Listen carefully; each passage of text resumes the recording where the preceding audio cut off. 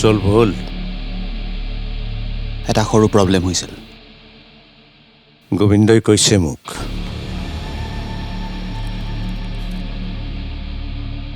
এটা কথা মনত ৰাখিবি ভয় হৈছে আমাৰ প্ৰধান অস্ত্ৰ যেতিয়ালৈকে ভয় আছে তেতিয়ালৈকে আমি আছো আৰু আমাৰ সাম্ৰাজ্য আছে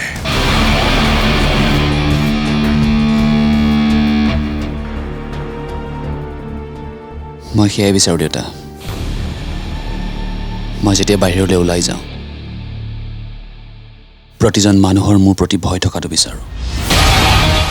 তই পাৰিবি মই শূন্যৰ পৰা ইয়ালৈ আহিছোঁ এই সাম্ৰাজ্য বিশাল কৰাৰ দায়িত্ব এতিয়া তোৰ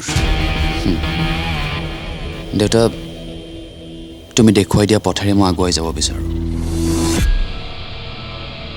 ইন্দ্ৰজিৎ গগৈ আমাৰ প্ৰধান প্ৰতিদ্বন্দ্বী ৰাজনীতিৰ সূত্ৰই কয় যে প্ৰতিদ্বন্দ্বীৰ লগত প্ৰতিযোগিতা নহয় আত্মীয়তা কৰিব লাগে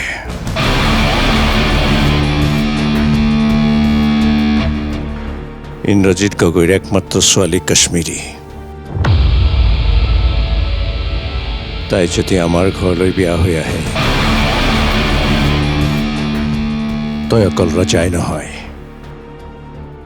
চক্ৰৱৰ্তী সম্ৰাট হবি